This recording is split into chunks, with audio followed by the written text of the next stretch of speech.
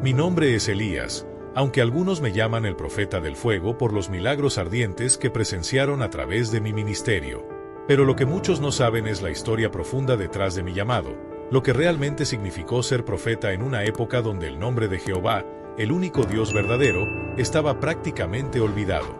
Mi misión no solo fue predicar, sino enfrentarme cara a cara con la corrupción y la idolatría que ahogaban a mi pueblo. Israel, mi amada tierra, estaba sumida en una profunda oscuridad espiritual. Los corazones de sus habitantes se habían alejado de Dios, y el país entero vivía bajo el dominio de la idolatría. Al mando, se encontraba un rey perverso y su esposa, Jezabel, quienes gobernaban con crueldad y habían contaminado el corazón del pueblo, transformándolo en fieles devotos de Baal, un dios falso y sin poder. Sus influencias no solo desviaron al pueblo, derribaron los altares dedicados a Jehová y, en su lugar, levantaron templos y altares a Baal. Esta espiral de decadencia espiritual no solo trajo oscuridad sobre Israel, sino también un juicio severo de Dios. Las prácticas abominables y la traición de la fe ancestral de Israel habían corrompido hasta los cimientos de nuestra sociedad. Yo fui llamado no solo para denunciar esta idolatría, sino para restaurar la fe de Israel y mostrarle al pueblo que el único y verdadero Dios seguía presente, aunque lo hubieran olvidado. Imaginen vivir en un tiempo donde los templos paganos se multiplicaban por toda la tierra, y la corrupción espiritual se había vuelto algo cotidiano, casi aceptado. Esa era mi realidad, una época donde el nombre de Jehová era apenas un recuerdo y la idolatría dominaba cada rincón de Israel. En medio de esta decadencia, ser la voz de la verdad, la voz de Dios, no era una tarea sencilla, significaba enfrentarse a una nación que había olvidado sus raíces y a un sistema que oprimía a los fieles. Pero mi propio nombre lleva un propósito que no es casualidad, Elías, que significa mi Dios es Jehová. Con ese nombre, fui llamado a ser un recordatorio viviente de que solo hay un Dios verdadero, y esa identidad se convirtió en la esencia de mi misión. Sabía que este llamado no sería fácil, que traería confrontaciones y sacrificios, pero también entendí que no podía rechazarlo. La misión de restaurar el nombre de Jehová en Israel no era solo una obligación, era un fuego en mi interior, un ardor que no podía ignorar y que me impulsaba a caminar hacia lo desconocido. Así, con mi corazón encendido de pasión por el Dios de Israel, me preparé para enfrentar cualquier desafío, sabiendo que mi vida misma sería el testimonio de la fidelidad de Jehová. Israel ardía en mi corazón. Nací en Tisbe, en Galaad, una región montañosa y árida. No tenía un linaje distinguido ni estudios teológicos avanzados que me respaldaran. Pero Dios no busca títulos, sino corazones dispuestos. Yo, a pesar de mis miedos y dudas, respondí: aquí estoy, Señor. Fui llamado en una época de oscuridad, cuando la voz de Dios era apenas un susurro en medio de la idolatría y la corrupción. Era el reinado de Acab, un monarca que permitió que Jezabel introdujera sus falsos dioses desde Tiro, llevando a Israel a una profunda decadencia espiritual. La nación se sumía en una crisis espiritual profunda. Mi misión era clara: levantarme contra la idolatría de Baal, enfrentar a Acab y recordarle al pueblo de Israel quién es su verdadero Dios. Sería un viaje largo y lleno de peligros, pero estaba listo.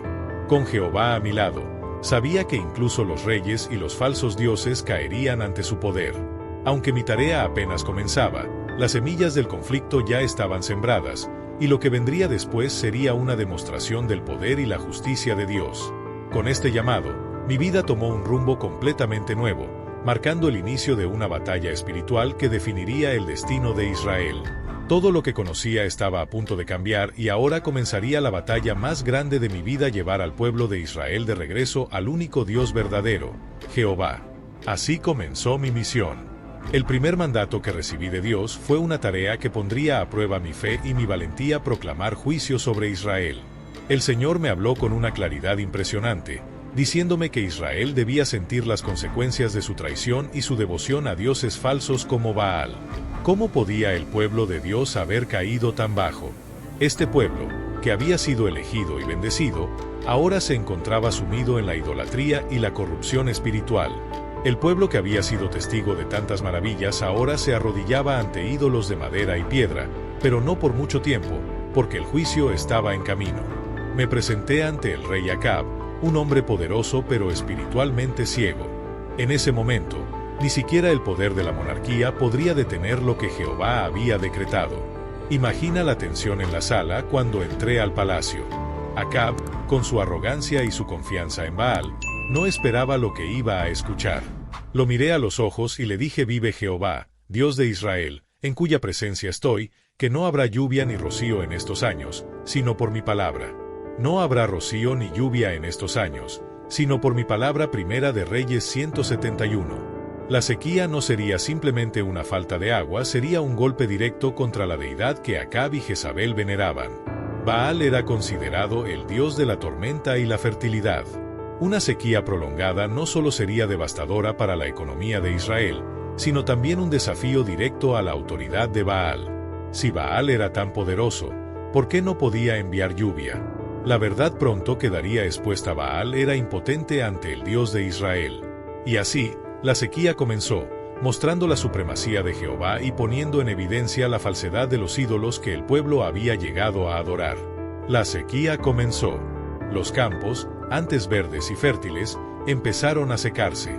Los ríos se convirtieron en lechos de polvo y las ciudades de Israel se sumieron en el caos. Sin agua, no hay vida; sin lluvia, no hay esperanza de cosecha. Lo que había proclamado en el nombre de Jehová no solo afectaba a los enemigos de Dios, sino también a los inocentes que sufrían bajo el gobierno corrupto de Acab. Yo sabía que este juicio sería severo, pero era necesario para que el pueblo entendiera la gravedad de su pecado. Los días se convirtieron en meses y los meses en una prueba continua de la fidelidad de Dios y la necesidad de arrepentimiento. La tierra, una vez próspera, ahora clamaba por la misericordia de Jehová, mientras el pueblo comenzaba a darse cuenta de la magnitud de su alejamiento del único Dios verdadero. Los meses se convirtieron en años, 3 largos años y medio sin una gota de agua. Durante ese tiempo, me oculté en el desierto, esperando la siguiente orden de Dios. Mientras tanto, Acab y Jezabel buscaban desesperadamente mi vida, culpándome por la sequía sin darse cuenta de que era su idolatría la que había provocado el juicio divino. No comprendían que el problema no era yo, sino su rebelión contra el verdadero Dios. Pero la sequía no era solo un castigo, también era una prueba de fe. Jehová me sustentó, no con grandes provisiones, sino de maneras humildes y milagrosas, demostrando que incluso en tiempos de escasez, su cuidado y provisión son suficientes para aquellos que confían en Él. Durante ese tiempo, aprendí que incluso en medio del juicio, Dios provee para aquellos que confían en Él de maneras inesperadas. La sequía fue el primer paso, un acto de justicia que sacudió a Israel desde sus cimientos. Pero esto era solo el comienzo. Sabía que el conflicto final estaba cerca, un enfrentamiento que definiría el futuro espiritual de mi pueblo. Sin embargo, antes de llegar a ese punto, Dios me guiaría a través de otros milagros y desafíos. El juicio de la sequía fue solo una advertencia, una llamada de atención que prepararía el camino para algo aún más grande. El próximo paso estaba a punto de revelarse. Tras proclamar la sequía, las tierras de Israel comenzaron a marchitarse bajo el calor implacable del juicio divino. El hambre y la desesperación se extendían, y Acab, furioso por lo que había anunciado en nombre de Jehová, comenzó a buscarme con un fervor incontrolable. Su esposa, Jezabel, también estaba decidida a acabar con mi vida. El riesgo era demasiado grande, y fue entonces cuando Dios me habló de nuevo, ordenándome huir y esconderme en un lugar apartado, el arroyo de Kerit. Kerit sería mi refugio, un lugar donde aprendería a depender completamente de la provisión divina, mientras el juicio seguía su curso en Israel. Un rincón solitario al este del Jordán se convertiría en mi refugio. Mientras los ríos de Israel se secaban y el hambre devastaba a la gente, Jehová me guió hasta aquel pequeño arroyo donde aún corría agua. Parecía un lugar sencillo, quizás incluso precario, pero fue allí donde Dios me enseñó una lección de confianza absoluta. Sin alimento y lejos de la civilización, ¿cómo podría sobrevivir? Mientras muchos sufrían en la tierra por la falta de recursos, Dios, siempre fiel, no me dejó solo. Día tras día, me enviaba cuervos con comida. Sí, cuervos, esas aves que normalmente no se asocian con la provisión, se convirtieron en el medio por el cual Dios me sustentó. Cada mañana y cada tarde, los cuervos traían pan y carne, recordándome que incluso en el desierto, la mano de Dios provee para sus siervos. Esos pájaros carroñeros traían pan y carne cada mañana y cada tarde. Con estos recursos, el Señor me sustentaba de manera milagrosa, asegurándome que su cuidado nunca falla, incluso en los tiempos más oscuros. Pero como toda prueba de fe, mi tiempo en Kerit llegó a su fin. El arroyo, al igual que el resto de Israel, terminó secándose, ya no había más agua. Fue entonces cuando Dios me dio una nueva instrucción: ir a Sarepta, una ciudad extranjera en el territorio de Sidón, hogar de Jezabel, la misma reina que había introducido la adoración a Baal en Israel. Esta nueva misión no solo implicaba un cambio de lugar, sino también un desafío aún mayor. Sarepta, en medio del territorio enemigo, sería el escenario de nuevos milagros y pruebas que continuarían demostrando el poder y la fidelidad de Jehová. Al llegar a Israel, nunca hubiera imaginado que, en el lugar menos pensado, Dios me mostraría su poder una vez más. Fue en Sarepta donde encontré a una mujer viuda, visiblemente pobre, que recolectaba leña para su hogar. Sabía, en lo más profundo de mí, que esta mujer era clave para mi supervivencia. Pero, ¿cómo podría alguien en una situación tan desesperada ofrecerme alguna ayuda? Con una fe que superaba mi lógica, me acerqué y le pedí agua y un poco de pan, esperando encontrar un milagro en su respuesta. Su reacción fue desgarradora. Con voz apagada, me confesó que solo le quedaba un puñado de harina y unas pocas gotas de aceite, apenas lo necesario para preparar una última comida para ella y su hijo. Tras eso, esperaba resignada a que el hambre los venciera. La desesperación y la tristeza se reflejaban en sus ojos, era como si toda esperanza se hubiera desvanecido. La situación de esta familia era, en verdad, una tragedia sin consuelo. Sin embargo, algo en su mirada me reveló la profundidad de su fe. En medio de esa miseria extrema, todavía tenía un rayo de luz, una pequeña chispa de esperanza que me hizo creer que algo extraordinario podía suceder. Aquella situación reflejaba lo que muchos enfrentaban en Israel en esos tiempos de crisis, donde la escasez y la desesperación habían alcanzado a la mayoría. Sin embargo, Dios me había enviado a ese lugar con un propósito mayor, uno que aún no alcanzaba a comprender del todo, pero que sabía que debía cumplir. Mirando a la viuda, le dije con determinación: no tengas miedo. Ve y haz lo que has pensado. Pero primero, por favor, prepárame una pequeña torta de pan y tráemela. Después, podrás cocinar para ti y para tu hijo. Entonces, pronuncié las palabras que me había confiado Jehová, Dios de Israel. Con la firmeza que da la fe: la harina en tu tinaja no se acabará, ni el aceite en tu vasija disminuirá, hasta el día en que el Señor envíe lluvia sobre la tierra. 1 Reyes 171. Este era un acto de fe que desafiaba la lógica, tanto para ella, que apenas tenía para sobrevivir un día más, como para mí, quien también dependía de la promesa divina.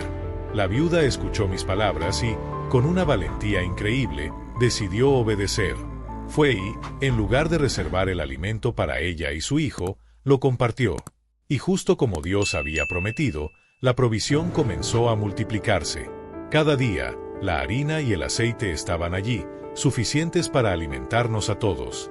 Con cada comida, se renovaba la promesa de un Dios que nunca abandona, y tanto ella como yo éramos testigos de un milagro que no solo saciaba el hambre, sino que fortalecía nuestra fe. La harina y el aceite nunca se agotaron.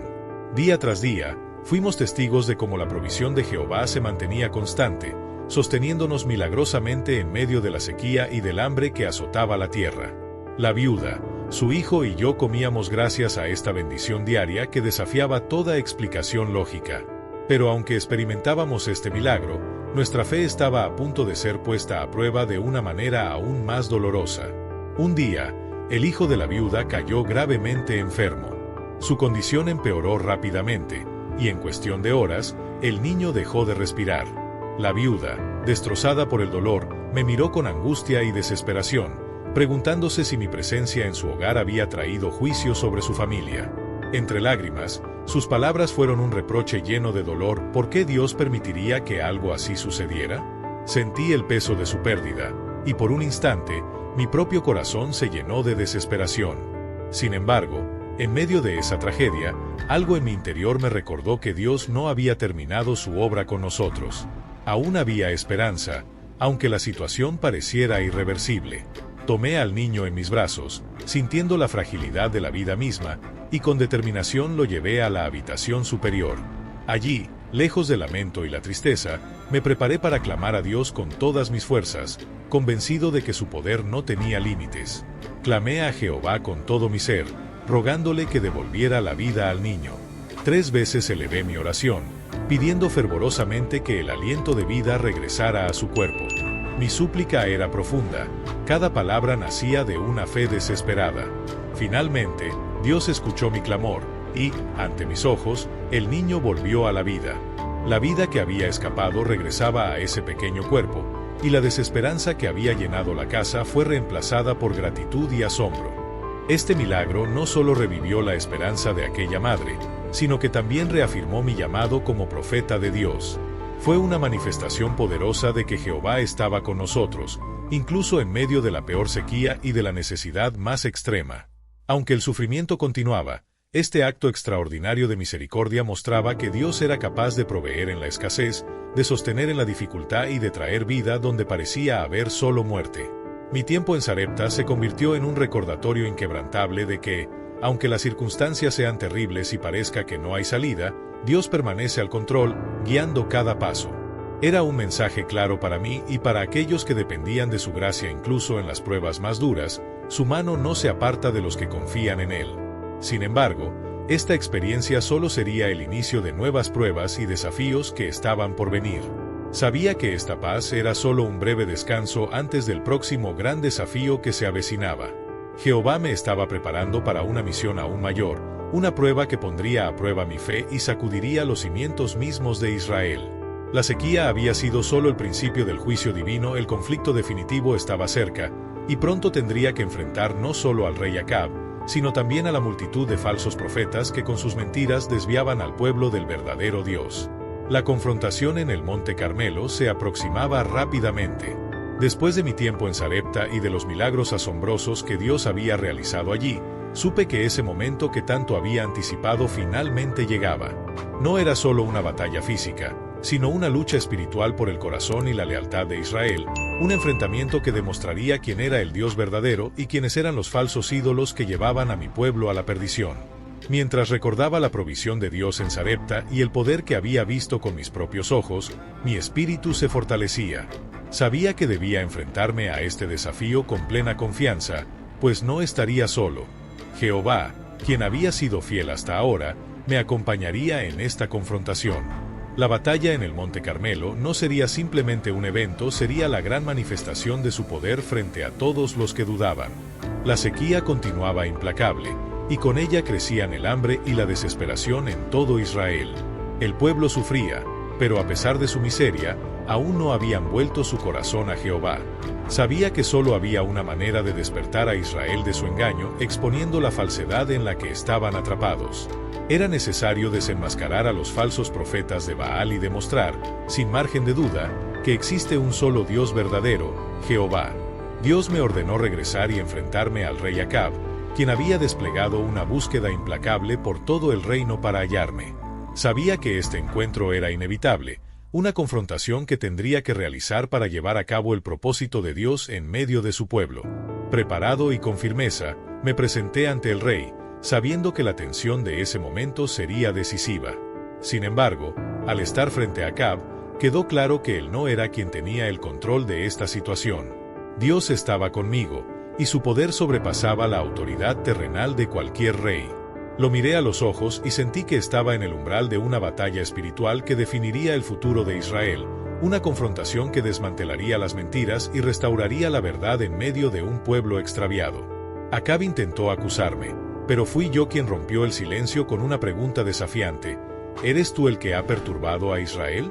La arrogancia del rey era evidente, me miraba como si yo fuera el responsable de la sequía y del sufrimiento de su pueblo.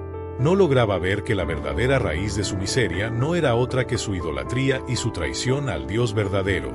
Con firmeza, le respondí: yo no he causado el mal en Israel, eres tú y la casa de tu padre, porque han abandonado los mandamientos de Jehová y han seguido a los Baales. Esa era la realidad. El pueblo sufría, no por mi causa, sino porque habían dado la espalda a Jehová, y ahora enfrentaban las consecuencias de esa decisión. Su devoción a falsos dioses los había llevado a este punto, y necesitaban entender la gravedad de su error. Acab y su gente habían llenado el reino de ídolos, y la sequía era solo el principio de su castigo. Con el propósito de abrir sus ojos y revelarles la verdad, Le propuse a Acab un desafío directo, uno que pondría en evidencia la impotencia de los ídolos y la supremacía de Jehová. Esta confrontación sería decisiva, no solo para el rey, sino para todo Israel.